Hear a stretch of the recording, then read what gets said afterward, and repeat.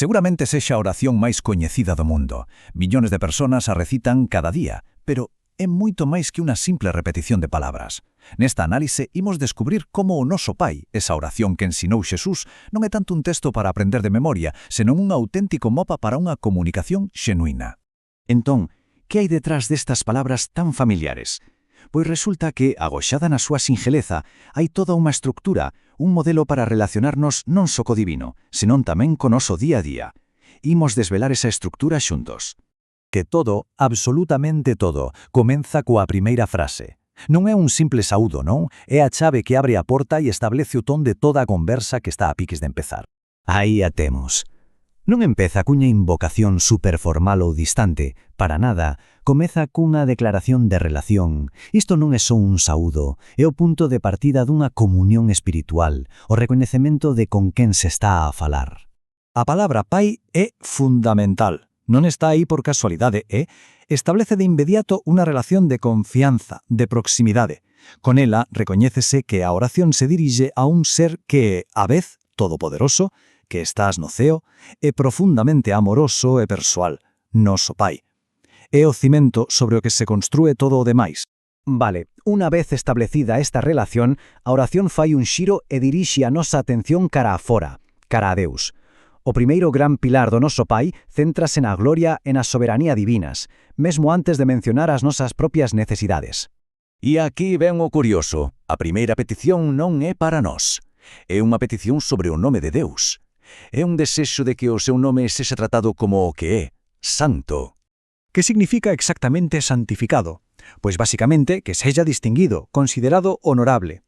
A cousa é que Deus xa é santo por natureza, así que esta frase é, en realidade, unha oración para que as nosas vidas, as nosas accións e as nosas palabras reflican esa santidade. É un compromiso para que a nosa existencia glorifique o seu nome no mundo. E esta idea de honrar a Deus non queda aí, senón que medra e desenvuélvese nas seguintes peticións, que conectan o seu reino coa súa vontade. Non son dos conceptos separados, ollo, senón como dúas caras da mesma moeda. Claro, cando escoitamos reino de Deus, o normal é pensar nun lugar físico, nun mapa, pero non vai por aí. É máis ben un estado de ser. É a condición na que o goberno e a autoridade de Deus son plenamente aceptados. Así que, cando oramos para que veña o seu reino, o que estamos a pedir, en esencia, é que as nosas vidas e o mundo inteiro se sometan á súa vontade, tal e como xa acontece no ceo. Eso despois de todo isto, despois de poñer o foco en Deus, a oración xira e mira cara ás nosas necesidades. Este é o segundo pilar. Ahora sí, a conversa volve cara ao noso sustento, ás nosas relacións e a nosa loita de cada día. Aquí está, a primeira petición que fala directamente das nosas necesidades. É sinxela, directa e profundamente humilde. A clave aquí está en de cada día. Non pide riquezas para o futuro, senón o sustento necesario para hoxe. Isto di moito, Revela unha actitude de dependencia total, de humildade.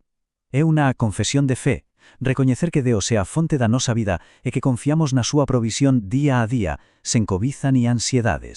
E do pan, do físico, pasamos a algo moito máis fondo, a unha necesidade relacional e espiritual, o perdón.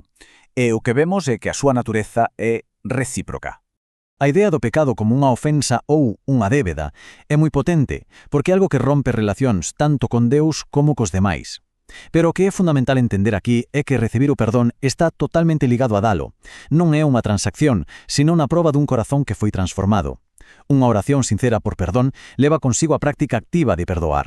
E chegamos á última petición centrada no ser humano. É unha súplica de protección espiritual, un recoñecemento moi honesto da nosa propia fragilidade e da necesidade de guía. Pero ollo, que isto non é unha petición pasiva, é unha petición moi activa de axuda para navegar os desafíos da vida. É recoñecer que a oración é unha ferramenta poderosa, unha fonte de forza nas nosas loitas espirituais. Expresa un desexo fondo non só de evitar o mal, senón de superalo activamente, camiñando da man de Deus. Moi ben, e agora que vimos todas as pezas por separado, imos dar un paso atrás e observarlo todo xunto. Porque cando o facemos, descubrimos un equilibrio fermoso, intencionado, un diseño que revela o propósito máis fondo de toda a oración. Aí está, védelo. A oración está perfectamente equilibrada. 3 peticiones centradas na gloria de Deus e 3 peticiones centradas nas nosas necesidades máis básicas. Non é unha lista de desexos desordenada, senón un modelo que nos ensina a poñer a Deus primeiro, para logo presentarlle con total confianza as nosas preocupacións. Por se quedaba alguna dúbida, o propio Xesús advertiu contra a repetición sen sentido. Esta cita deixa un moi claro: o noso Pai non é unha fórmula máxica. A cuestión non é cantas veces o dicimos, senón con que atitude o facemos. Ao final, todo se reduce a isto. O noso Pai é un guía para o noso corazón. Non nos dá un guión exacto, senón que moldea a nosa actitude. Ensínanos a achegarnos a Deus con reverencia, con submisión e con confianza, e iso transforma non só o que decimos, senón como vivimos. Entón, como aplicamos este modelo? Porque non se trata só dunha oración para recitar, senón de un camiño para vivir que pode transformar a nosa perspectiva e a nosa relación con Deus. Pois ben, o camiño que nos propón é este. Primeiro, comezar recoñecendo esa relación íntima. Segundo, continuar poñendo a súa vontade no centro de todo. E terceiro, practicalo no día a día, buscando e ofrecendo perdón e confiando na súa protección. Mais que unha oración é un guía para vivir con propósito. E con isto rematamos cunha pregunta que queda no aire para reflexión persoal. Tendo en conta este modelo, que revela a nosa forma de orar sobre as nosas prioridades, as nosas preocupacións e a nosa relación con Deus? Quizáis a oración máis famosa do mundo aínda teña moito que nos ensinar.